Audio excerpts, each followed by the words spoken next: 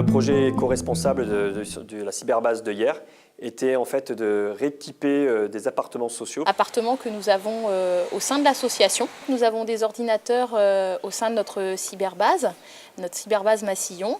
Et au bout de quelques années, on a récupéré ces ordinateurs. Et ils sont à ce moment-là mis à disposition de personnes hébergées en appartement temporaire, donc de personnes en difficulté.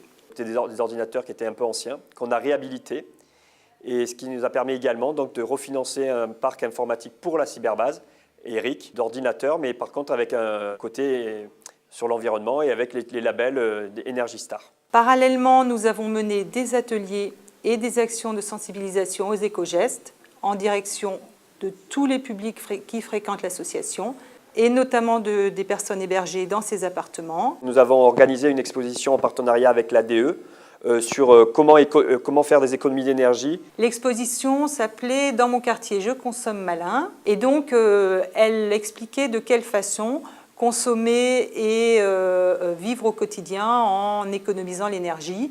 Et il y avait également pour notamment les enfants des ateliers concrets permettant de connaître les gestes économisant le plus l'énergie.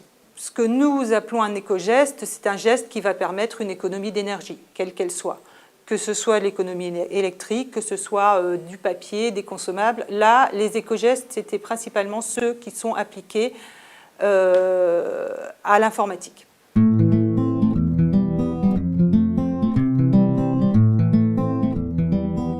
Nous avons mis en place des outils permettant de faciliter les économies d'énergie, premièrement sur le volet informatique. Nous avons également sensibilisé tous les usagers de l'ERIC aux éco-gestes par le biais d'ateliers spécifiques, d'une exposition qui a rencontré un grand succès. Nous avons également mis plusieurs affiches en matière d'économie d'énergie par rapport à l'informatique, comme par exemple qu'il était plus opportun d'installer une prise multiple et d'installer tout son matériel informatique sur ces prises multiples et le soir de les éteindre avant de se coucher, puisque même lorsque notre ordinateur est éteint, il y a tout de même une consommation lorsque l'ordinateur ou l'écran sont branchés sur la prise de 120.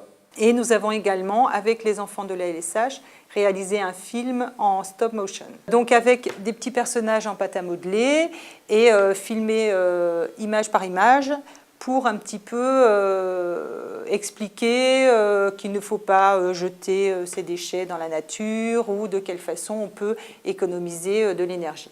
Les gens étaient plutôt contents justement de tous les conseils qu'on leur donnait. C'était même... J'ai eu des surprises où des gens vraiment, ils étaient vraiment demandeurs de ce genre d'informations et ils me demandaient voilà, s'il y avait des guides qui existaient pour savoir toutes les économies qu'ils pouvaient faire, autant pour eux par rapport à leurs factures, mais également pour le papier, pour la planète du moins.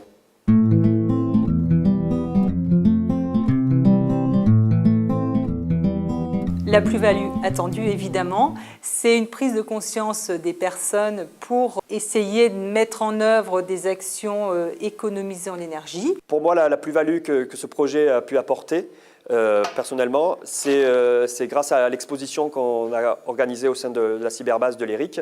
C'est une exposition « Comment faire des économies d'énergie dans notre appartement » grâce à un appartement témoin.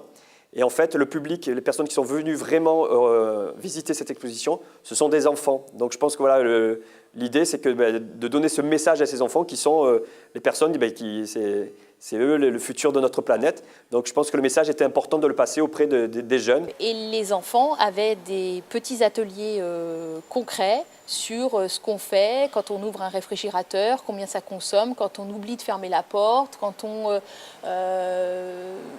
allume un ordinateur et qu'on s'en va pendant des heures et qu'on le laisse allumer, quand on laisse une lumière allumée dans sa chambre et qu'on part. Voilà, c'était ce genre de petits exercices qui étaient proposés avec un questionnaire à l'appui. C'était très interactif et en même temps assez ludique.